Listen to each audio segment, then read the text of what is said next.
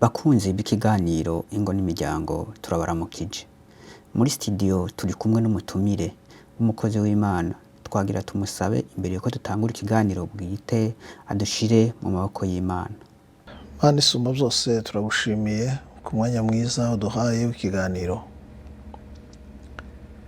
Ni umwanya wo kwiyubaka ndetse n'umwanya wo kubaka abandi barimo bakurikirana iki kiganiro n'abazagikurikirana hanyuma. Dusabye ko uyu mwanya uw'agaciro mu maso hawe kugira ngo uwuhe umugisha kandi iki kiganiro kizabe urufunguzo rutuma abantu benshi bashobora gutera intambwe bakagera aho wifuza ko baba bari kandi bahinduriwe kuba ibikoresho byo gusohoza ubushake bwawe bakiri mu isi. Tubisabye dushima kandi twizeye. Amen. Mukozi w'Imana, duhuriye muri leta ya Maine mu gihugu ca Leta Zunze Ubumwe za Amerika. Mwoshobora kutwidondora? Njye nitwa Rutekereza ku mazina banita Rutekereza Eliezer.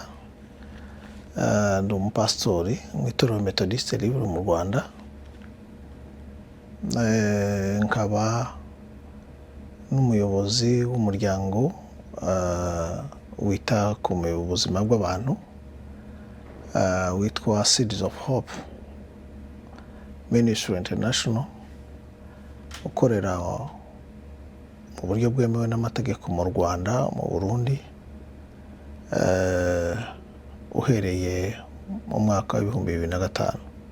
Kaze muri studio za Liani Media. Muratubwiye mu byo mufasha abantu harimo kubafasha ivy'ubugwayi. Mbega ko tuzi ko bijya bihugu byacu byagize ibibazo bigakora ku buzima bw'abantu benshi na cane ku bijanye no mu mutwe n'amarangamutima. Mbega ubwo buvuzi mufasha abantu byo babijanye n'ivyo byo mu mutwe cankwe muranafasha no kuvura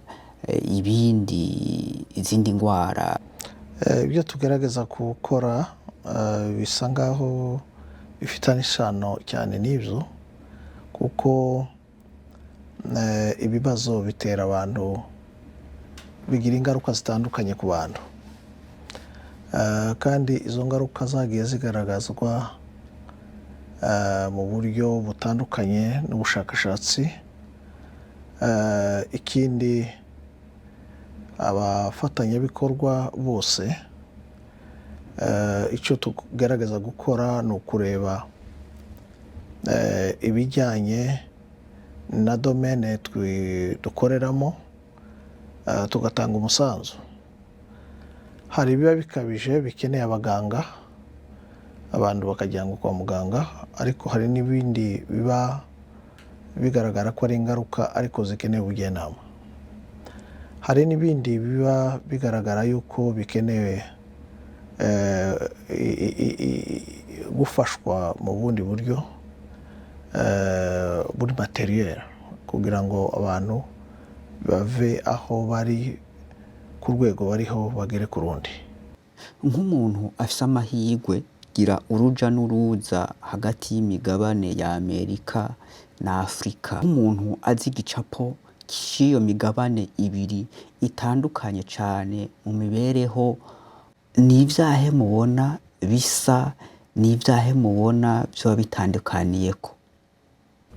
Biratandukanye mu buryo imiterere hariya imeze n'iyinaha ku bijyanye n'ubuzima bw'abantu, ariko cyane ntekereza yuko aho umuntu ari akorerwa cyangwa se yita cyane kuri integration,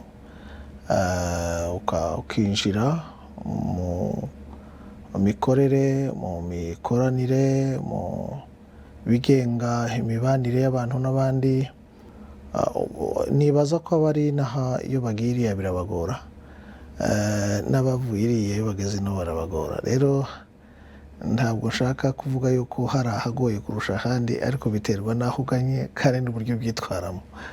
Nk'umuntu afise igicapo c'iyo migabane ibiri mu vy'imibereho n'umuco, niki wohanura imiryango y'abimukira cankwe impunzi baza ngaha bafise abana bakahakurira canke bakahavyarira, ahantu umuvyeyi n'umwana usanga batakuriye mu mico imwe? Uyu mugabane abantu benshi bawujeho mu buryo butandukanye,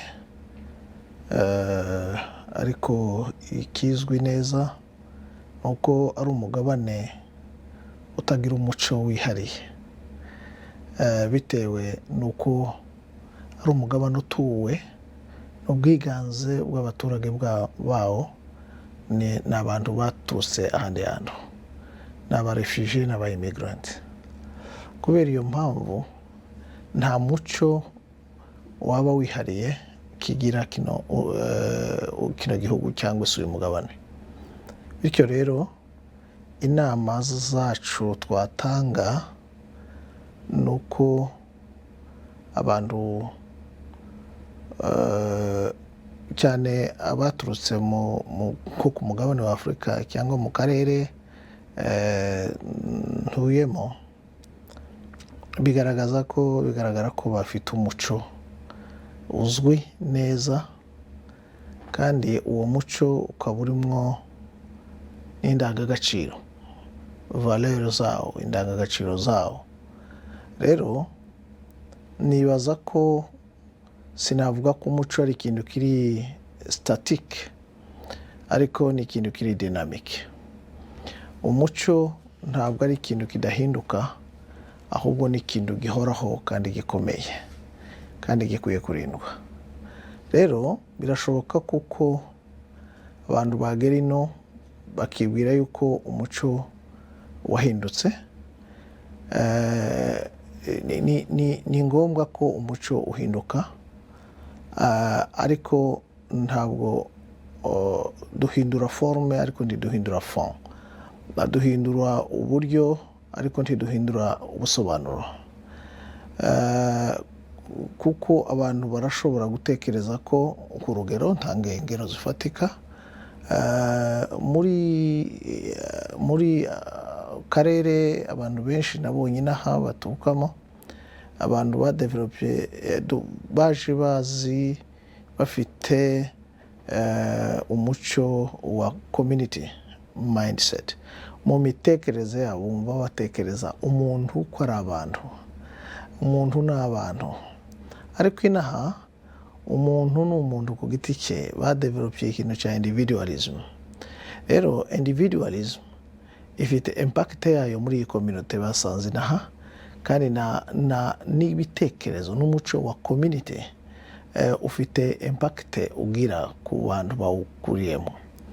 Rero inaha inama nabagira nuko ngereranyije n'ibyo nabonye, aho kudevelopa individualism ahubwo abantu badevelopa community, kuko umuntu ni abantu. Hari n'abo nasanze n'ahangaha bakavukire bagerageje guteza imbere umuco wo kuba umuntu ari nyamwigendaho, bigeraho nanone babona ko umuntu ataba wenyine, biyegereza amatungo magufi babana nayo. Bamwe bayaraga ibyabo, abandi bayita amazina, kugira ngo barebe ko basiba icyo cyuho cyo kuba bonyine. Rero umuco wo kubana, umuntu uko ari abantu, kubana n'abandi, basabana n'abandi, ni umuco mwiza. Ibyo nshaka kuvuga valeur zidakwiye gutakara mu gihe icyo ari cyo cyose abantu bimutse bava aho bari batuye bakajya ahandi. Rero umuco wahinduka, nicyo mvuze, kandi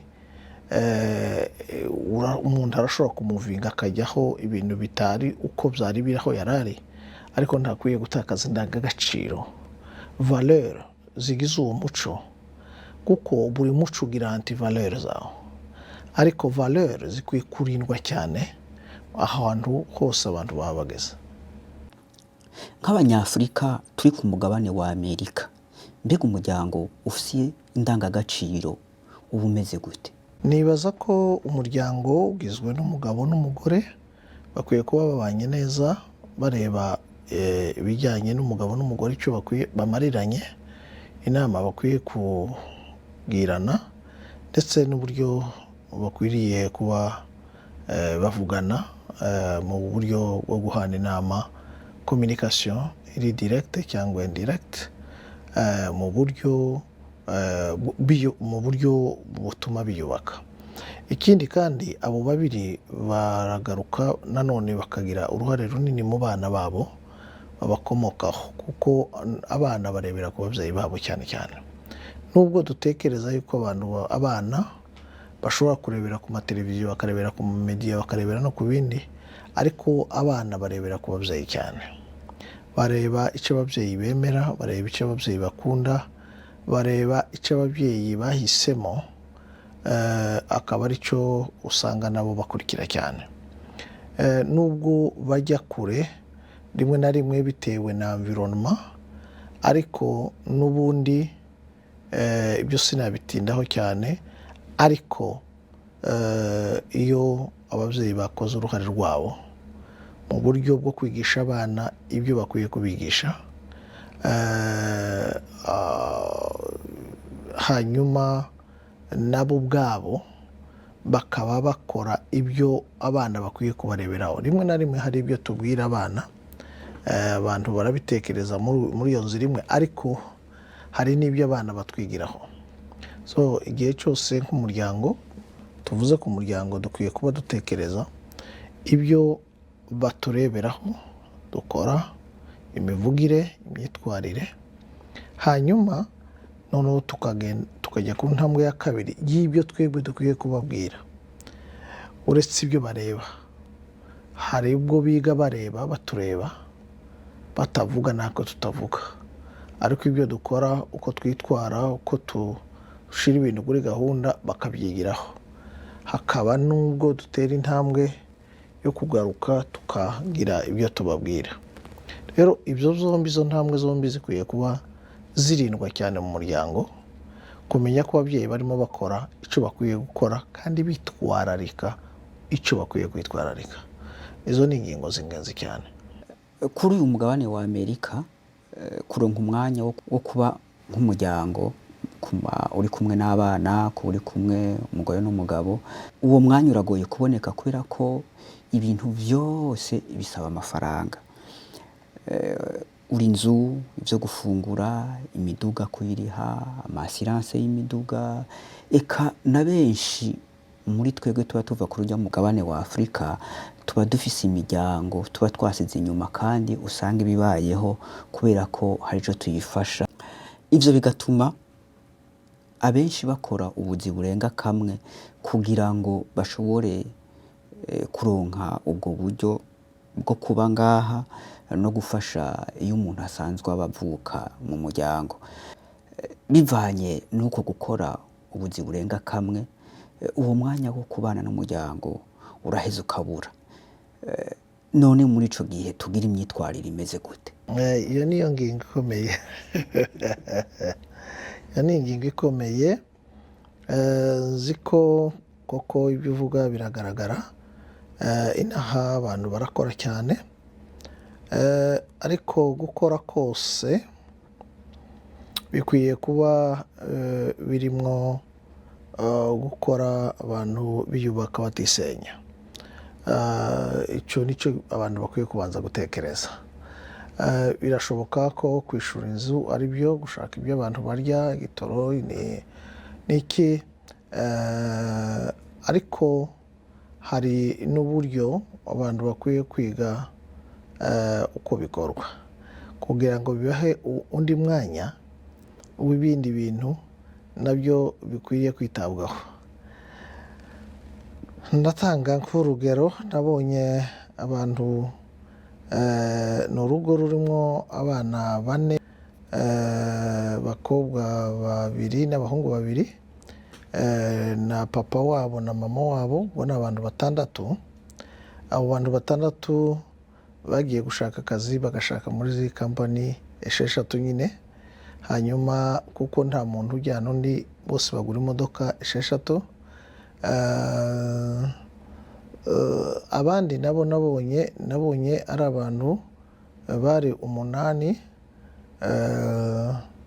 bari bafite imodoka 2, 4 bashatse akazi muri kampani imwe, abandi 4 bafata akazi muri indi kampani. Bituma boroherwa, kandi mbona ibyo biterwa n'uburyo abantu baba bazi imibare yabo. Hari abantu baba bakora ibintu basa nkaho ari ukwinezeza, harimo no kwinezeza kuko ariko kwinezeza no gukora neza bikwiye gutekerezwaho, biratandukanye cyane. Abantu bakwiye gutekereza ibyo duhaye dukora ntibibemo gushaka kwinezeza, ariko bibemo intego zo gukora neza. Kuko iyo imodoka 8 zisohokeye rimwe, biratandukanye n'uburyo consommation n'amassurance yishurwa n'iki buri kwezi.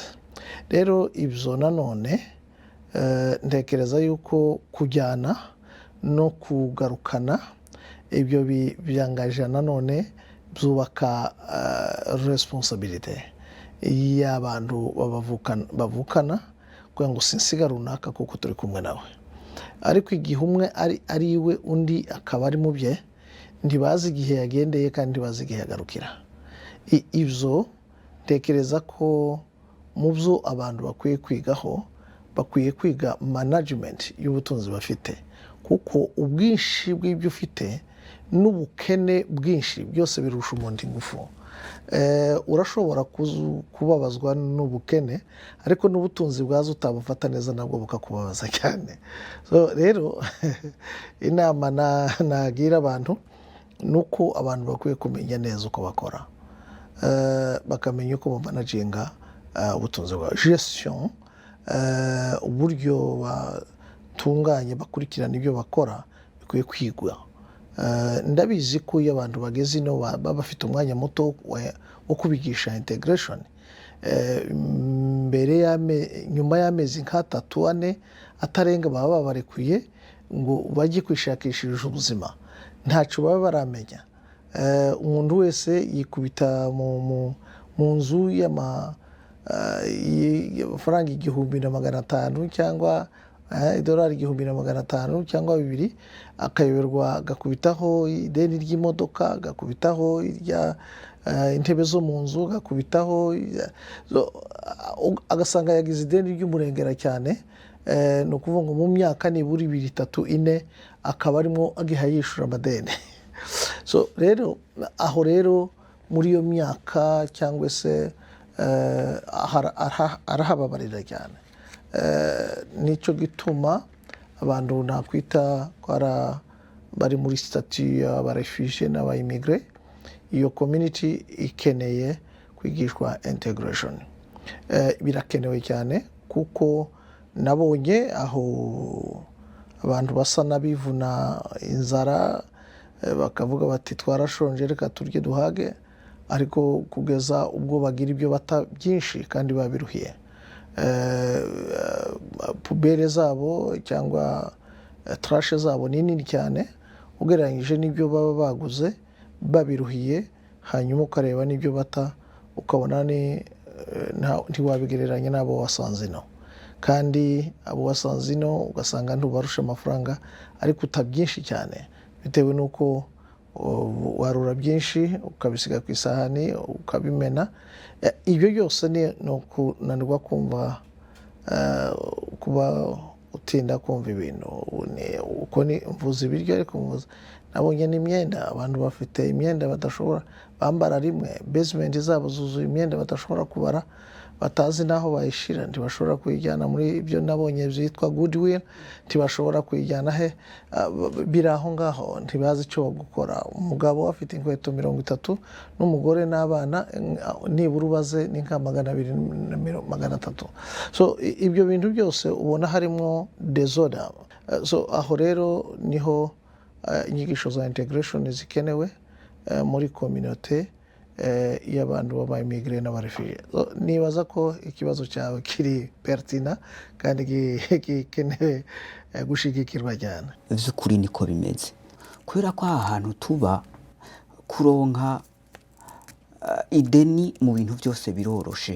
Kugendesha imodoka itarakora hasi biroroshe kuyironka, kuronka televiziyo y'ideni biroroshe kuronka, kwicara mu ntebe z'ideni biroroshe kuronka, ibyo telefone igezweho uko zisohoka, baduhimiriza gutora izasohotse ku mwaka, waja kugura impuzu cankwe kugura ikindi kintu cyo mu nzu bakakubwira yuko bakiguhera ku ideni, banakiguhaye ku ideni bakakwereka inde bakugabanyiriza ibice 10%. Ibyo byose ugasanga nivyo bitugize, ugasanga nibwo buzima tubayemwo. Nabyo ivyo ni ibintu biba bigaragara by'ukuri ku maso y'abantu hanze. Bega niki nicahe gicapo giterambere mu muryango wotwereka canke wotubwira? Iyo ibintu byiswe amahirwe rero koko y'abantu bavuye mu bukene bakajyaho bagira amahirwe menshi nginaha, birumvikana ko guhitamwo ibibi n'ibyiza biroroshe, guhita ubibona vuba, ariko guhitamwo amahirwe biragora. Ariko abanyabwenge bavuga ko iyo gihe cyo amahitamo kibaye kandi bakaguhitishamo guhitamwo amahirwe arutaniye, ukwiye guhitamo amahirwe aguha amahirwe, kuko hari amahirwe ushobora guhitamo akakubuza amahirwe yose, ariko hari n'amahirwe ushobora guhitamo akaguha amahirwe. Abantu benshi batekereza ko kugira amahirwe ari kubona ibintu bimuzaho, ariko amahirwe akomeye cyane ni ukubona aho ugera ku kintu, ariko ikikujeho utakigezeho wowe kirakugora, kuko ntuzi iyi nzira cyajemo kandi ntuzi n'inzira kizasubira. Ariko iyo washoboye kugera ku kintu, icyo ufite ukaba ari icyo wagezeho, atari icyaje kigusanga utazi iyo giturutse, ibyo bituma umuntu atekereza cyane amahirwe y'icyo ari cyo. Amahirwe ni ukuba warageze ku cyo ugeze, kuko iyo ugize icyo ugeraho uba washoboye,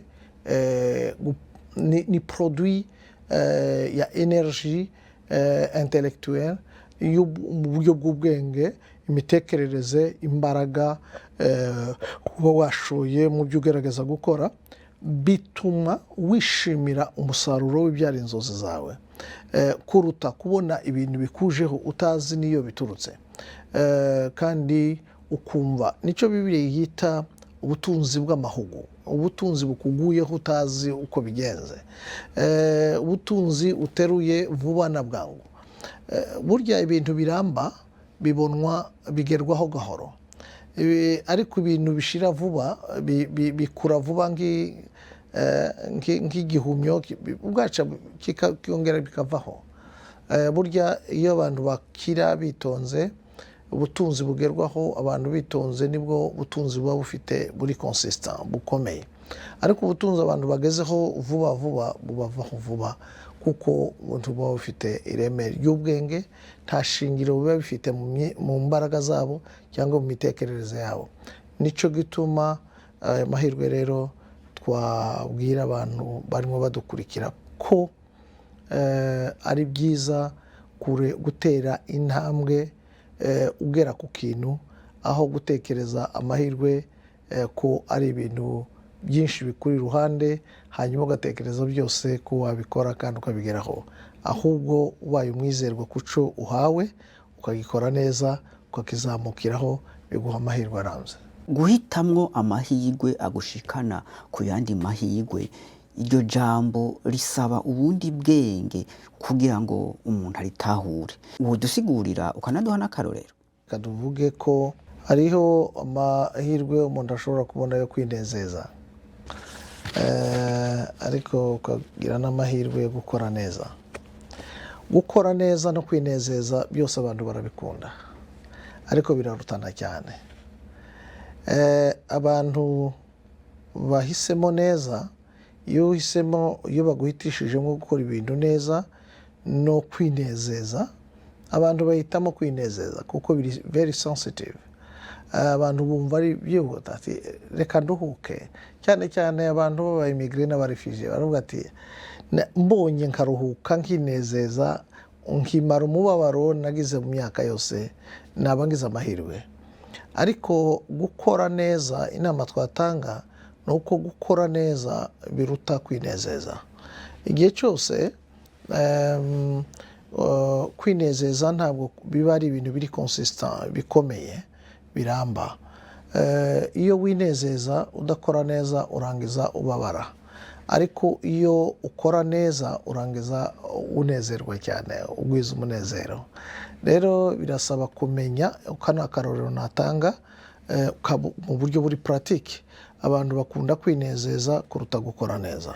Rero gukora neza birigwa, nabyo ntabwo umuntu akora neza nk'uwabivukanye, ariko urashobora kugira amahirwe yo kubona abandi bakakwigisha.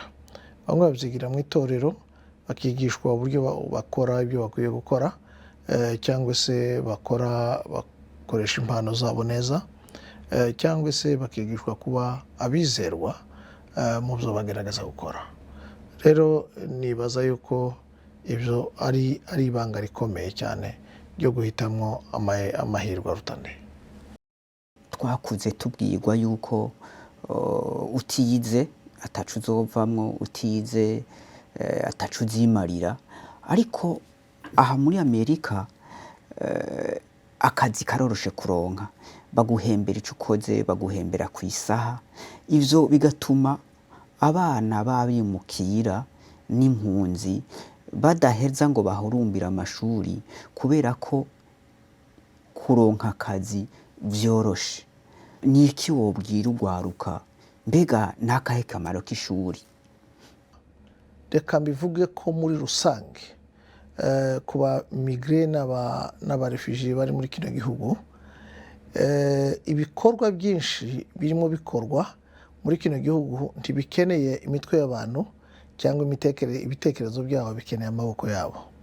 Amaboko, iyo abantu bakeneye amaboko yawe badakeneye ubwenge bwawe, ukwiye kubyirinda kuko amaboko arananirwa, ariko umuntu agatungwa n'ubwenge.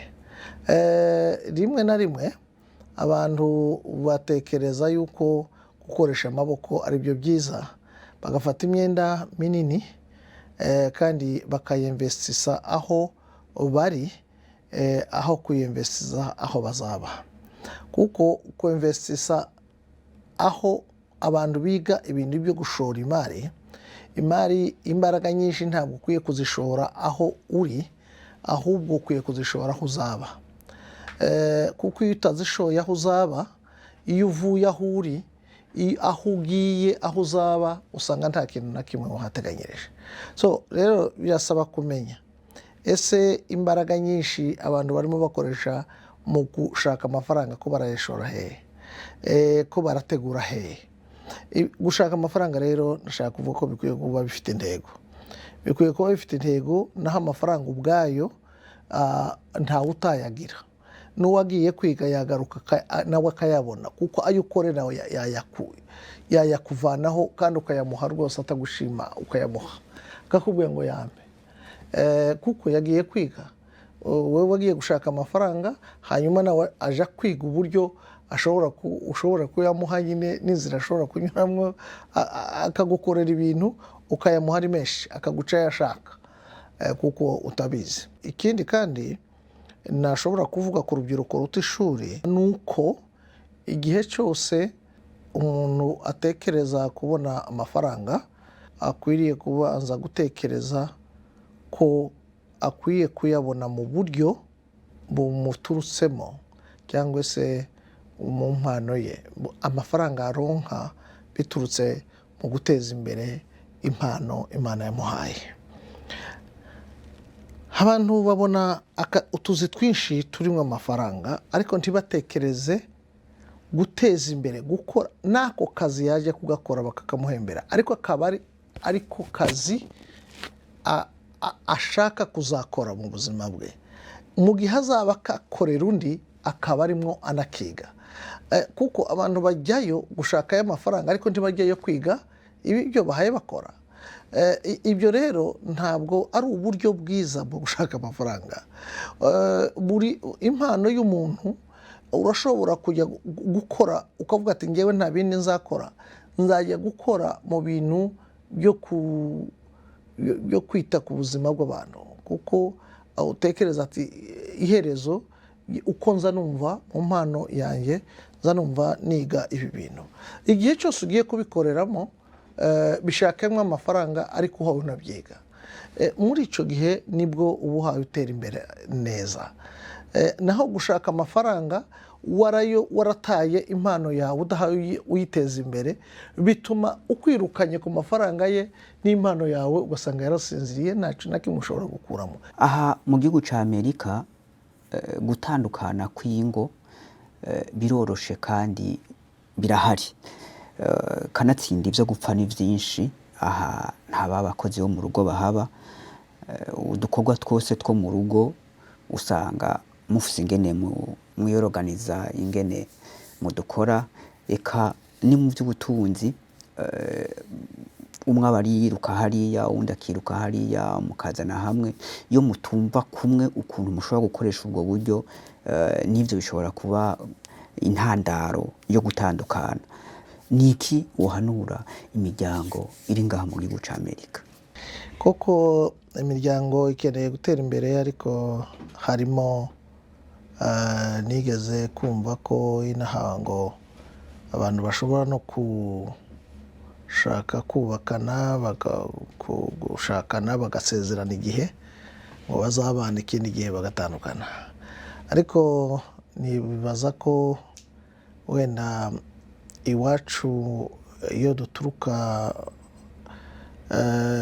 muri Afurika, uriya mugabane, abantu benshi ntabwo bari bageraho iyo bagerageza gukora ibintu bisa nkaho bishingira kuri agreement bagiranye n'imiryango ikabigiramo uruhare runini. Hakabaho gushima no gushima imiryango no gusezerana no kwishimana no kugaragaza ko ibibaye babikoze bafatanije. Rero inaha birashoboka ko abantu bagera ino bakigana bo basanze, reka ariho wenda nijirira, bikaba nko kwigana, bikaba atari nk'umuco wabo ariko bagasa n'abigana abantu. Inaha bakavuga bati umuntu ufite agaciro n'umwana, hagakurikiza umugore, hagakurikiza wenda ipusi cyangwa imbwa, hagakurikiza umugabo, hagakurikiza n'ibindi. Abantu bakenda kubigira umuco ariko batazi ibyo bintu n'ayo mabwiriza aho yavuye. Ibyo byose byavuye kuri individualism n'ingaruka za individualism. Individualism yatumye umuntu wese, niyo umusuhuje inaha ngaha atabishaka, nabonye ashobora kukurega avuga ndamukirije iki. Ariko mu muco wa community, twebwe iyo twadeveloped ikintu cya community, dutekereza yuko iyo umuntu akuramukije abakwifurije amahoro, kuko avuga ati reka muramutse, waramukanya amahoro ni amahoro, kandi ukumva abantu bararamukanya basuhuzanya bakumva bagize n'ubushuti. Inaha rero abantu nyine batandukanywa n'ayo masahani, ninde wogeje none, ninde uri kuri shift ya kare asiga atekeye mugenzi we asanga nawe byahiye. Ibyo bintu bikwiriye kwitonderwa, atari dukwiye gukontextualiza ibyo tugerageza gukora, ariko ntitwe culture. Ni ukuvuga ngo tidukwiye kubifata ngo tubigire umuco ahubwo dukwiye kubijyanisha na context n'umwanya turimo gusa. Tukavuga tuti ngiye simpari rero wowe uraza kuhagera nanjye ndahari, ariko ntibibe umuco ngo bizagire intandaro yo kuzatandukana, kuko n'ubundi si umuco mwiza, ahubwo ni context. Iyo abantu bahuza context na culture, baba barimo bashaka guhuza ibintu bitandukanye. Context irashobora gutuma umugabo ateka, umugore akajya ku kazi cyangwa aryamye. Context irashobora gutuma umugabo arera umwana kandi umugore yagiye ku kazi. Context ubwo ni imiterere y'ahantu y'igihe murimo n'ahantu. Ariko iyo mutataye wa muco mwiza ukamenya ati ikibiduteye naha turi, ariko sibwo buryo twari dukwiye kuba turiho, sibwo buryo. Icyo ngicyo ntabwo bisobanuye yuko iyo utabyakiriye utaburi integrated, ahubwo ni ukureba icyaraga indangagaciro y'ukuri ni iyihe, ukamenya yuko iyo umugabo cyangwa umugore wawe akoze ibyo wari ukwiye gukora, cyangwa wowe ugakora ibyo umugore wawe yari akwiye gukora, ntukwiye gutekereza yuko igihe yamaze atabikora akwiriye kubikora kugira ngo nawe umwereke yuko bishoboka. Oya, ibyo ni ugutekereza nabi. Ahubwo umuco ugumaho, umugabo wawe umugore wawe umuha agaciro, kandi buri muntu wese akagumana ibyo akwiye kugumana. Ahubwo abantu bakareba ngo ese aho turimo dukorera ubungubu, aho turi ubungubu birimo biragenda bite. Noneho bikaba context, ariko ntibibe culture, ntibibe umuco wacu, ntibibe hanyuma rero uburyo abantu bamanaginga context. Abantu baravuga ngo mu buyobozi, kuko urugo turubonamo ubuyobozi, baravuga ngo abongereza baca umugani bakavuga ngo ntugafate imyanzuro irambye ku kibazo cy'igihe gito. Bavuga ngo don't take permanent decision on the temporary problems.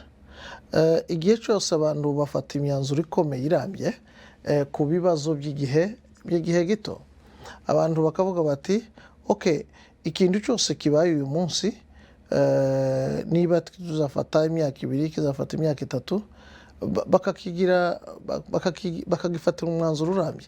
Ahubwo bakwiye kucyitwaramo neza muri iyo myaka 3 yarangira, bakitegura ko hari ikindi cyahinduka. Ariko iyo abantu bashatse kubigira amahame kandi ari ibintu bishobora guhinduka, baba biteza umutego ubwabo.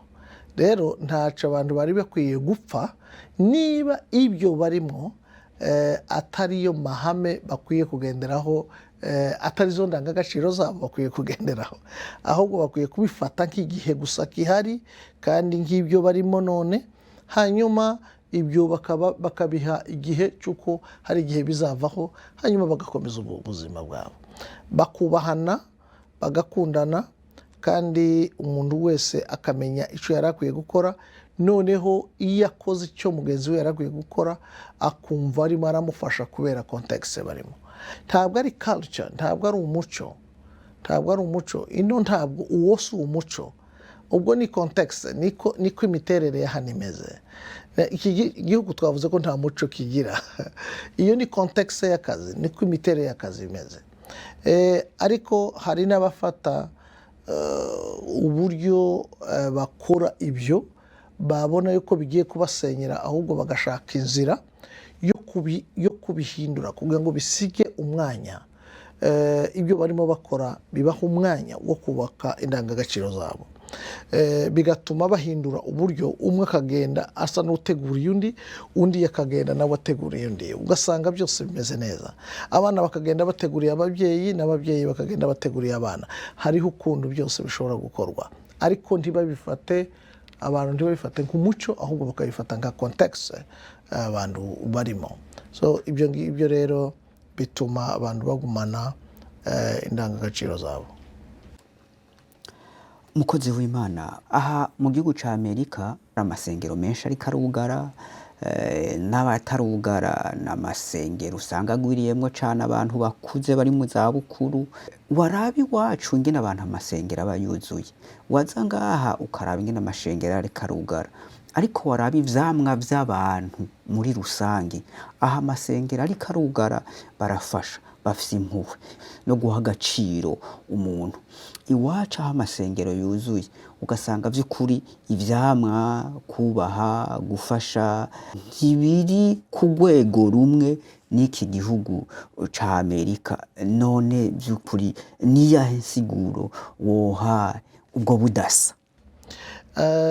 Abakristu n'abatari abakristu bose bakwiye kuba bakora neza. Ntabwo gukora neza ari iby'abakristu bonyine, ahubwo abakristo bakwiye kuba bakora ibyo bakora babisobetse muri uko kwizera kwabo, ariko abandi bakora neza batabisobetsemo, uko batabivanye muri uko kwizera kwabo, nabo barashobora gukora kandi bagakora neza kuruta ababikora babisobetse mu byo bizera. Rero ntekereza ko ni na experience iyo tubona no mu nyigisho ziri pratique, nuko ntimukwiye gutangazwa nuko abantu bakora neza, ahubwo mukwiye gitangaje nuko bakora neza batizeye, batabivana ku gakiza, ahubwo nico kintu kiba gitangaje muri mu kibazo.